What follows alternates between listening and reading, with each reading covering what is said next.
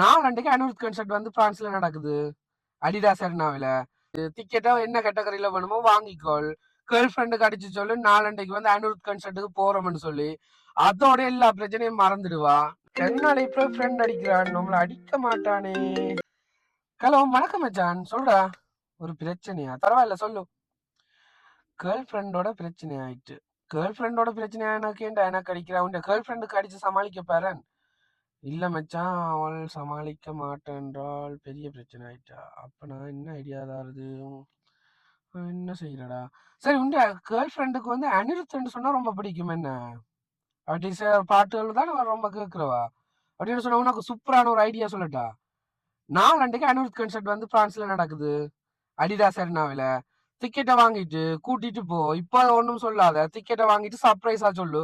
ரொம்பவே எக்ஸைட் பண்ணுவா. அதோட பிரச்சனை சால்வ் ஆயிடும். நல்ல ஐடியா தான். டிக்கெட்டை பற்றி என்ன யோசிக்கிற? லாச்சப்பல் எல்லாரும் உனக்கு டிக்கெட் கிடைக்குது. டிக்கெட்டை என்ன கேட்டகரியில வேணுமோ வாங்கிக்கோள். கேர்ள் ஃப்ரெண்டுக்கு அடிச்சு சொல்லு, நாளன்னைக்கு வந்து அனிருத் கான்சர்ட்டுக்கு போறோம்னு சொல்லி அதோட எல்லா பிரச்சனையும் மறந்துடுவா. நல்ல ஒரு சர்ப்ரைஸ் கொடுத்தான் போயிடுது. அடப்பாவி, கதைச்சிட்டு இருக்கவே கோலை கட் பண்ணிட்டான். சரி சரி, அவனுக்கு இப்ப என்ன? என்னோட கதைக்கு தான் முக்கியம். அனிருத் கான்சர்ட் டிக்கெட் தான் முக்கியம்.